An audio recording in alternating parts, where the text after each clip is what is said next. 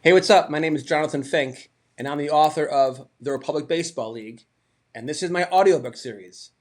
Up next is The Republic Baseball League, Volume 1, Chapter 5, The Plight of the Minor Leagues.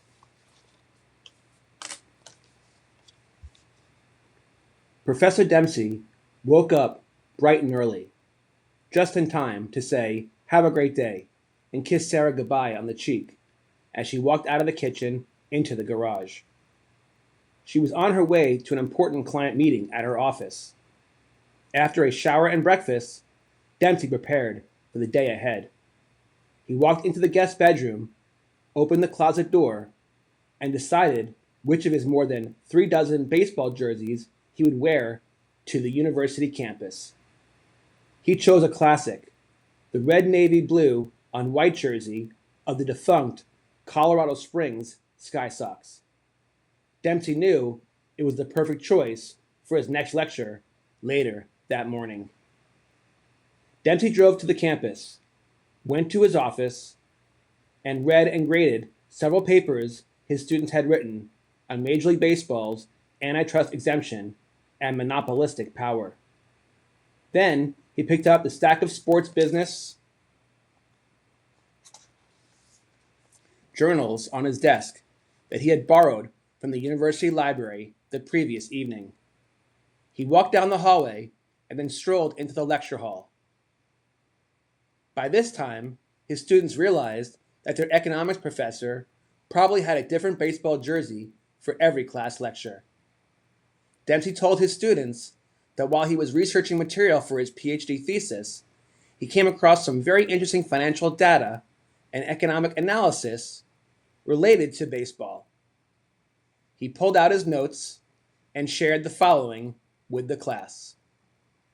According to Forbes magazine, the average valuation of every Major League Baseball team had grown by almost $140 million every single year over the last decade. Even the smallest market with the lowest valuation, the Kansas City Royals, had seen its valuation jump, on average, $71 million each year. During this time span, the average value of a Major League franchise increased 365%, from $523 million to $1.91 billion. The average salary of Major League ball players also increased during this period, but only by 12%. Per Forbes, the average ball club payroll in 2011 was roughly $93 million and was expected to increase to around $104 million in 2021. Dempsey was certain that the obvious disparity of economic benefits realized by owners and players during this decade was not lost on his students. Dempsey pointed out that some of the best baseball players did quite well. He gave a few striking examples. In 2019, Mike Trout signed a 12-year, $426 million contract with the Los Angeles Angels, and Mookie Betts signed a 12-year, $365 million contract with the Los Angeles Dodgers. More recently, Juan Soto signed a $440 million contract extension after being traded to the San Diego Padres. He emphasized that Betts was exceptional, and Trout was considered by many to be the best ball player alive today. Soto, on the other hand, was only 23 years old, with much yet to prove on the ball field. Soto's contract led Dempsey to wonder how much Aaron Judge, Shohei Ohtani, and Jacob deGrom might garner when they become free agents.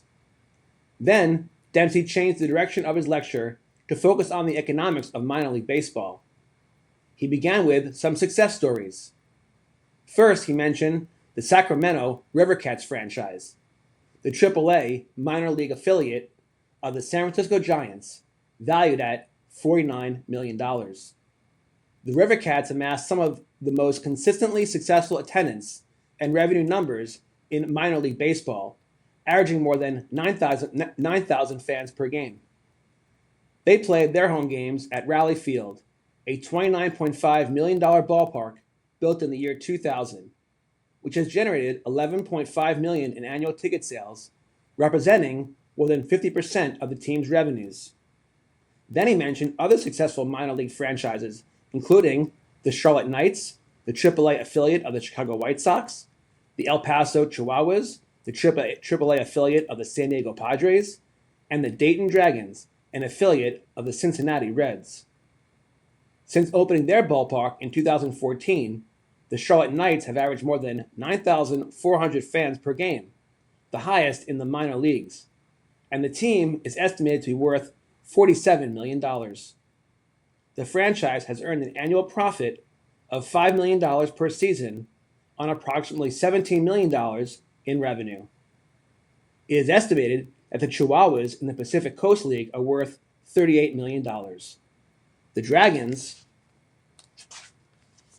estimated to be worth $45 million, earned more than $6 million in annual profit in 2021. Dempsey emphasized, however, that all is not well in the minor leagues. Generally speaking, life in the minor leagues is difficult for young ball players. They travel long distances by bus, not by air. They stay in motels, not 4-star hotels. They usually eat fast food, not high-quality food. On top of that, salaries are low and health benefits meager. And it went from bad to worse for minor league teams and players as a result of the COVID-19 pandemic. While Major League Baseball season in 2020 was initially delayed and ultimately reduced to just 60 games from the traditional 162, games were still played, albeit without fans in the stands. Conversely, the commissioner of Major League Baseball decided unilaterally to cancel the entire minor league season. This was a devastating blow to minor league ball players, many of whom did not get paid, and to minor league teams, forcing many to fire staff and incur tremendous financial losses. Dempsey asked the class if that seemed fair. No student responded to his rhetorical question. Continuing his lesson on minor league economics, Dempsey noted that following MLB's shutdown of its season in March of 2020, more than 100 minor league baseball teams were banished into sports purgatory. Teams that were not profitable had to settle debts and return thousands of dollars in advertising revenue to sponsors and advance ticket sales to fans. Some teams were forced to fire employees, and several retained just one person to handle what was left of day-to-day team operations. Many minor league teams had to accept the federal government's small business loans through the Paycheck Protection Program known as PPP money. To end the lecture, Dempsey went on to discuss what he described as the unusual financial arrangement that exists between major and minor league franchises. He explained that, due to strict and somewhat arcane rules, Major League Baseball teams were not allowed to financially support or pump funds into their affiliates, even as they suffered economically from their canceled season, because they do not own them. The majority of these affiliates are owned by private citizens and businesses. As a result of this surprising ownership structure, Major League Baseball teams were in no position to help their minor league counterparts at the most critical time. Without substantial financial assistance from the private sector, a few minor league clubs had to shutter operations and file for bankruptcy protection. Dempsey called this arrangement absurd, since the primary goal of the minor league system is to develop and prepare young ball players to play in the major leagues. After pausing a few seconds to let his last statement sink in, Dempsey said, "Well, that's it for today, everyone. Please read the assignment for next week's class and be prepared to discuss the economics of labor. Enjoy the weekend." Dempsey went to his office, briefly reviewed his material for the next class, grabbed the rest of the papers his students had written on baseball's monopoly, and called Sarah to say hello and see what was on her agenda. She told him that she'd be working late, so he was free for the evening. Dempsey decided to find out what was going on at the barbershop. Walking in the front door of the store, Dempsey saw Mo talking with a customer interested in purchasing Derek Jeter's rookie card. That would be a nice sale for Mo, thought Dempsey. He nodded hello and walked into the back room and saw Henry, Frank, and Bobby playing baseball card poker again. He sat in Mo's chair but didn't join the game. Instead, he asked the old-timers if they had any idea how many minor league baseball teams recently went bankrupt or were on the verge of bankruptcy. Bobby shook his head as if he knew all about it and said, "I am well aware of the situation, but I don't know the number. What I do know from my relatives is that the Jackson Generals in Tennessee, the Staten Island Yankees, and the Charlotte Stone Crabs in Florida are all gone. It's a damn shame." Frank chimed in, "Well, I think those teams and any others that are gone should get together and sue Major League Baseball. Sue them for antitrust. MLB canceled their season without them having any say on the matter. Jobs were lost, businesses got hurt, and local communities suffered. Just like Bobby said, it's a damn shame." Before Dempsey could put in his 2 cents, Henry said, "You're both right. I think that the Generals and the Stone Crabs should sue Major League Baseball, and after they win, they should start their own baseball league." Mo, who was now leaning against the frame of the doorway to the back room and overheard the conversation, said, "I agree with you, Henry. Just imagine how liberating it would be if all the minor league teams were set free from the shackles of Major League Baseball and created their own professional baseball league." Dempsey smiled and made a thankful prayer gesture as he looked up to the ceiling, realizing that Henry and Frank's comment sparked another idea in his mind. End of chapter 5.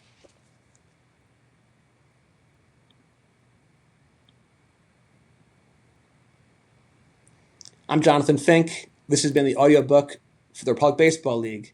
Chapter 6 is up next. You guys take care. God bless. This month, we have some great sports card stories from across the U.S. and talk to an author from nearby Leawood, Kansas, who has written a book about returning to collecting after 3 decades away. My day job is I'm a financial advisor, so I've been investing for over 20 years. In a way to express my love for the hobby, I decided, what if I write an investment book, Sports Card Collectors Club, and treat the stock market the same way I would treat the card market. And so I thought, well, how would a day trader invest in cards? How would a venture capitalist buy and sell cards? How would a hedge fund do it? As I would go through my trials and tribulations, I realized that for as much fun as I was having investing, there was something missing. And one day I was watching the Royals game on television, and it was a rain delay. And the Card Life television show came on. I was watching that episode, I was watching Matt Strom open cards and rip packs, and I started getting the warm, fuzzy feeling. I said, this is what I want to be doing. I want to get back to really collecting and ripping cards and building sets. And that's where the story of my book has a change. I go from investing back to collecting. I'll also open a variety of boxes from different sports. So he hit the home run off me in like the 7th inning. And then in the 8th inning, JT hit a double, so he's standing on second. And Mason Wynn asked him, he's like, "Hey JT," he's like, "I heard Strom collects cards of guys that take him deep." He's like, "Does that mean he's gonna send me over a couple cards to sign tomorrow?" And after the game, we had won. I mean, winning is the only thing that's important to me. So it's like, I was good after the game, whatever, and JT comes up to me and he's like, "Hey Stromy," he was really genuine. Like he wasn't taking shots. And I'm like, "What are you talking about?" He's like, "Well, when I got to second, Mason asked if you're gonna send a card over for him."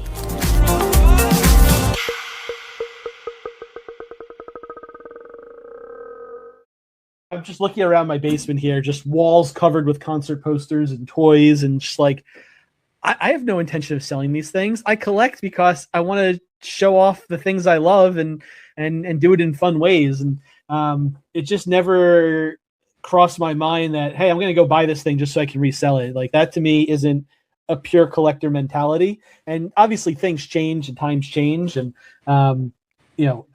in order for things to survive right now, you have to have that sort of chase for something valuable. Yeah, it needs to be a circus. You know what? The truth is, I actually watched the live stream on eBay Live with Ken Golden and Logan Paul. They ripped a box of 86 Flair and a box of Series 1 Pokemon. And you know what? It was very entertaining. They're both polarizing characters. I thought it was entertaining. But you know what? After every pull, they immediately are showing the value. And and it begs the question, are we creating, not we, is the industry creating a gambling culture which has a real downside? It already has. Right. Not created. It's here. Yeah, and that's a concern. I guess for me, I hope to be an influence where we focus more on collecting, because you know what, when markets crash, collectors don't get hurt at all. Because the Sandy Koufax you bought that because it makes you feel good. It brings back good memories. Said this one traded for my first big win. Jonathan Fink on the line tonight. You have created community, so let's talk about that. I went to Rip Night at your shop. Let's rip it on the pack. And I went to your Rip Night 2 years ago. And it was one of the best. I wrote about it in volume 1. It was one of the best times I've ever had. You guys had this giant scoreboard where you had the chase cards, and everyone can buy whatever product you wanted, like buy 3, get 1 free, whatever product, whatever it was. You then, if you pull a Bronny James, you then get another blaster. Or I pulled a Reed Shepherd auto, and then I got a free T-shirt. And I sat around the table with strangers and had the best time ever. So let's talk about how important community is, and what you guys do is provide an anchor for community in our town. How important that is. Yeah, definitely. Like you said, one of our taglines, we say we'll make an offer on anything, but like you said, we got to pay what it's worth, and so if it's junk wax, it's going to be junk wax prices, which unfortunately, a lot of people end up thinking that their 87 Topps Barry Bonds is going to be a couple $100. It's worth nothing, people.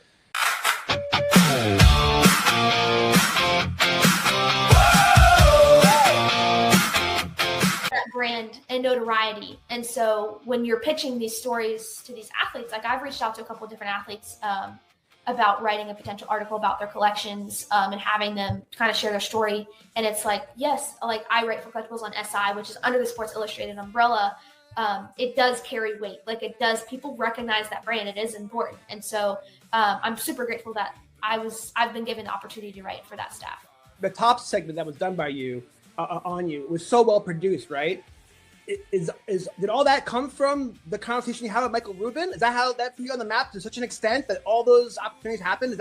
How did that happen? Did you get a call one day? Said this one traded for my first big win. Jonathan Fink on the line tonight with a pack in hand and a story that bites. I didn't even collect when I was 3 years old, like when this card came out, but oh, he just pulled a good one. Roman Anthony, from Dempsey, I love Wichita State. Yeah. I would have been thrilled if he went to Tulane, but his parents have roots in Nebraska.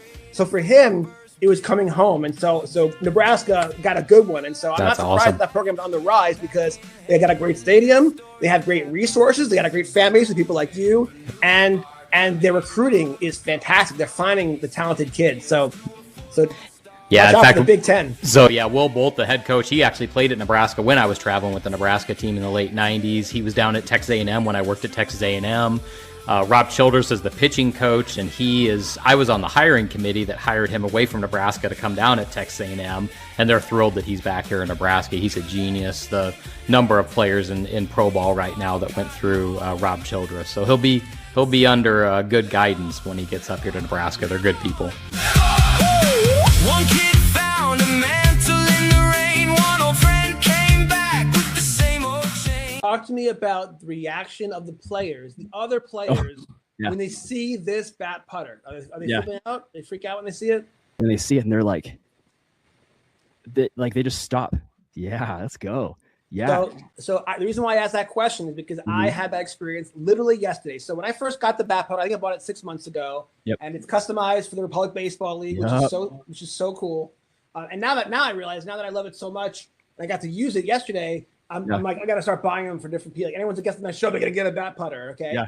But the point is, I had never used it because I thought it was too sacred to me. I keep it in my office like a sacred shrine. It means so much to me.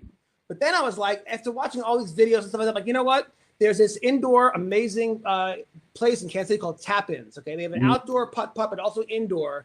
and depending on the weather, the whole thing, it's amazing atrium, and it's become a successful business. Yeah. And I was like, you know what, that's a perfect. It was a hot day. I'm like, it's a perfect thing to do. So my buddy Paul Greenwood, who I featured in my first book, we went and played around. And when I showed up with this bat putter, people were freaking out. They were literally losing their minds, and that's when I realized. So then, and then by the way, it was a Sunday, middle of the day, hot as heck.